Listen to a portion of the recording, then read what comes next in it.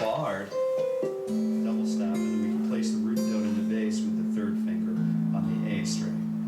Very nice voicing. Really cool because it has that really catchy minor second on the top. So if you get that fourth finger there just right, you know, you kind of, it's not a real comfortable chord for me, but it will become that way very soon. So I'm just going to go ahead and play the note, finger it out, and then get that fourth finger situated correctly. That way I know where to break I really need to focus on where to break that fourth finger so that I can hear that high E string and still capture that B string. Now I've committed it to muscle memory, like where I need to place that note. I also need to remember to bar that or arch that third finger up and over all of the other strings, so that way we can kind of hear all of the notes in harmony and togetherness, okay? All of that grand, beautiful stuff that we like to talk about here on the channel. So we have the root note, position 5, A minor 9. We have the flat 7, flat 3, 5, and 9 on the top. Holy, oh yeah, come on, Batman. So we have this really beautiful A minor 9, big fat chord voicing with the A and the root note. So no question there what we're doing. Moving on, we have the 5, the root, well, the root on fret number 5. We have the root, the 5, the flat 3. Well, let's take a look at getting that fourth finger up here on fret number 8 on the B string. So we have a 5-note voicing here, which is really nice. 1, 3, 5, flat 7, 9. We have to account for those 5 notes. So we have 1, 5, flat 3, flat 7, and 9. And very nice sound. A minor 9. Let's take a look at position number 2 with the flat 7, or the flat 7 in the bass, the flat 3, the 5, and then the 9 on the top of the hit. Just remember where the root note is. Where? Oh, are we rooted from? This appears to be rootless voicing, doesn't it? So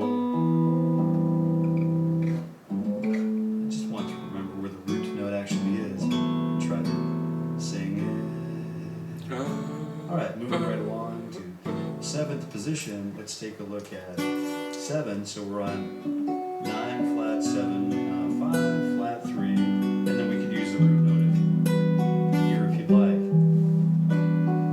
with that fourth finger stretched away over here. Very nice chord voicing.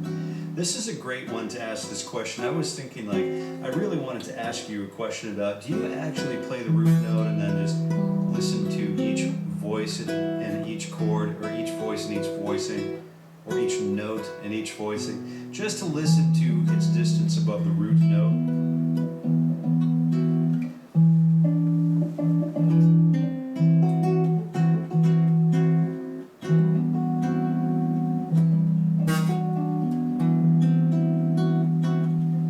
Good thing to do, good thing to practice, great skill to have.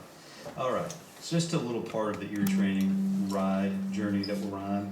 We have the flat 3 on position number 9. We have the flat 3, the 5, the 9, and then the flat 7 on the top.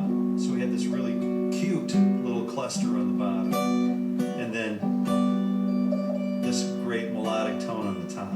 Moving right along to A minor 9 on position number 7. Let's take a look. We've got a flat 3 again, same voicing, but this time we're on the next string, the string set down. Again, cuteness everywhere here. Yeah, very cool.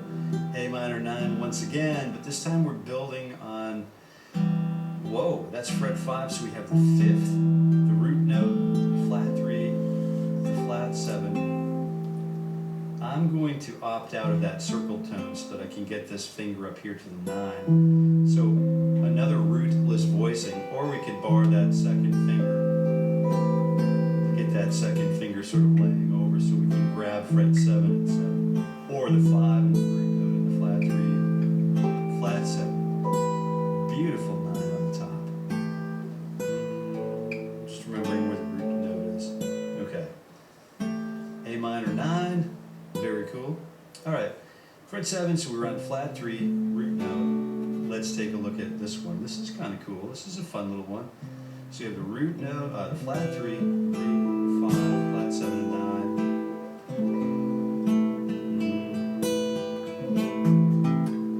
9. Yeah, super easy, super fun, super not a shortcut. We're not really looking for shortcuts here. Flat 3, flat 7, position number 8. Then we have, ooh, a nice major 7 shape, right? But it's got the flat 3, the flat 7, the 5, and then the 9 on the top. Very good. E minor 9 on position number 10, same idea. So let's take a look at this. We have the flat, it sounds like G major 7, doesn't it? But it's really the flat 3, the flat 7, the 9, and the 5 over the E note.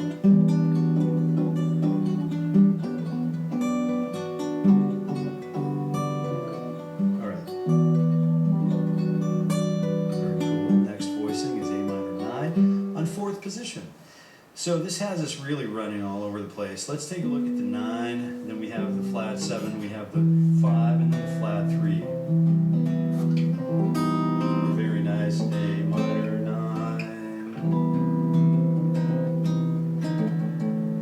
Okay. Yeah. E minor 9, let's take a look at position number 10. Position number 10 is going to give us like fret number 12. It's going to give us, which is the root note. It's a root voicing here, so root inversion. Flat 3, flat 7, and 9 on the top. Ooh, what a nice little voicing that is. Very hot little voicing for a minor chord. Oh yeah, very cool. All right, position number 8 is E minor 9 with the 5, the 9, the flat 3, and then the flat 7 on the top.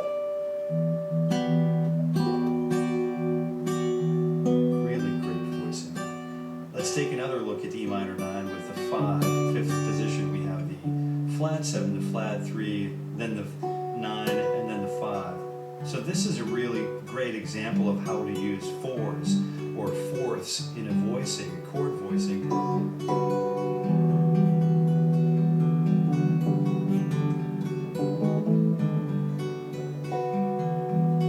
Yeah, very angular, spatial.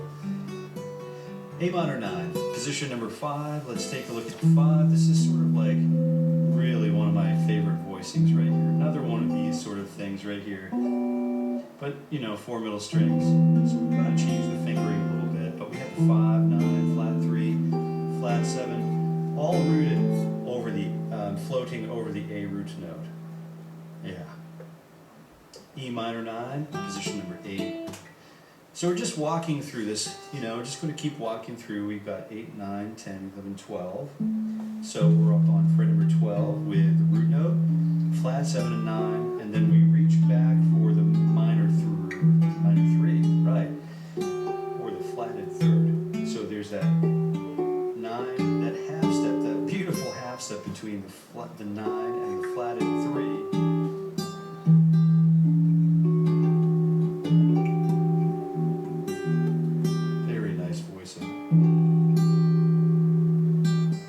How about E minor 9 again on position number 10? We have the, what is this? Flat 7, flat 3. We have the, 5 and then the 9 on the top. We have really created a bunch of separation here with this perfect 4 on the bottom and then the perfect 5th on the top. I'm not even reaching, it's so far up there I didn't even reach the top. So let's take a look at that one just for a second. The distance between this note, the interval between that and this note is a major 10, right? Or a major 3, a 10. So that's a really interesting spread from this bottom resonance to this top resonance. So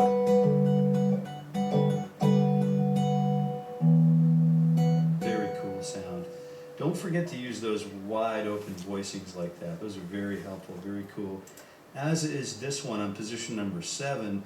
So we're starting with the 5, the 9, and then we're headed down to, I'm going to use fingers like, maybe finger 2. It says, I'm going to have to double up on one finger here somewhere. So I'm going to double up on the second finger here. And then, so 5, 9,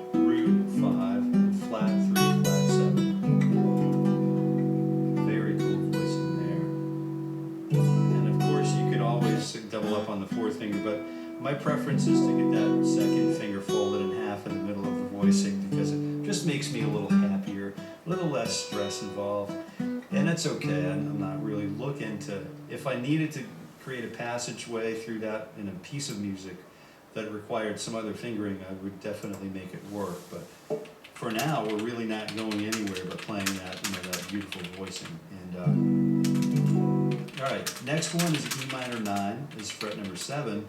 We're still looking at 5, 9, root note, and then flat 3, and then root note again. Oh, no. So let's see.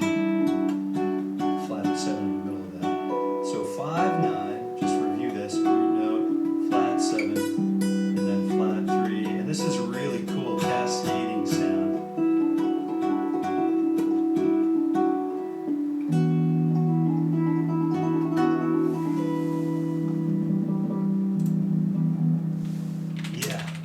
Stuff. E minor 9 again on position number 8. So we're starting with flat 3, get up to that flat 7, and then we're headed down to, let's see what we got here with that.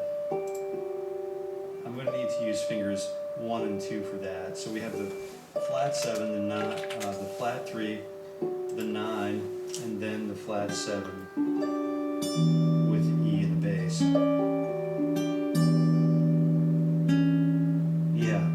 Stuff. And here are the last 1, 2, 3, 4, 5. We're just going to work through the last 5 voicings. These are a little bit stretchy, but you can do it.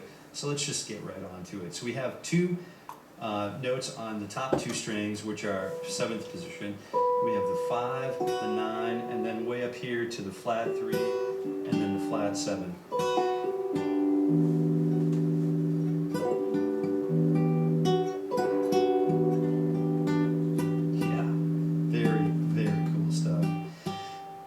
Let's take a look at this position number 5. We have the 5, the flat 3, the 9, and then the flat 7. I feel a little bit like a remedial Stanley Jordan here. All right, but that's okay because we get these really nice sounds here, and we can just sit around and appreciate these in the privacy of our own homes, practice studios, or wherever it is we might be while we sing. So flat 3, 9, flat 7, and then 5 in the bass. Unless, of course, we decide to drop the bomb here.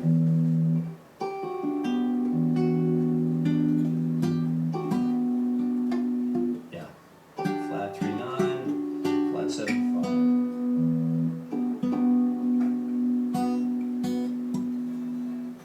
How about this? E minor 9 in position 10. This is a little bit, it's a pretty good ask, and everybody knows I like a pretty good ask. Here we go. We've got a second finger kind of doubling up on the G and B string. So we have the flat 7, the 5, the flat 3, and then I've got to go 1, 2, 3, 4 frets above that to the major, or to the 9.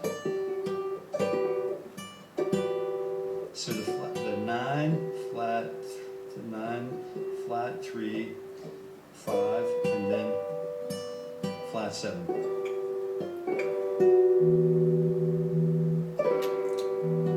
I've got a little grit on my amp today, so that's why it sounds a little bit woolly. I like the woolly sound once in a while. We get that 7th position, flat 3, root note, and then we have, let's see. Wow, we've got to jump all the way up here from 7, 8, 9, 10, 11. That's not 11. So 7, 8, 9, 10, 11, 12. There it is. That's what I thought. Flat 3, root note, flat 7, 9, and 5. Flat 3, root note, flat 7, 9, and 5. A is the root note. Well, I'll tell you what, that was certainly a journey, a beautiful journey, and I'm so happy to be sharing this with you. And I'm kind of finding myself like I'm a little bit in awe. Like you're still following along. It's a really big, it's a grand journey that we're on together, and I'm so happy that you're here. If you're still here, if you made it this far in the video, if you wouldn't mind, please just saying in a comment below that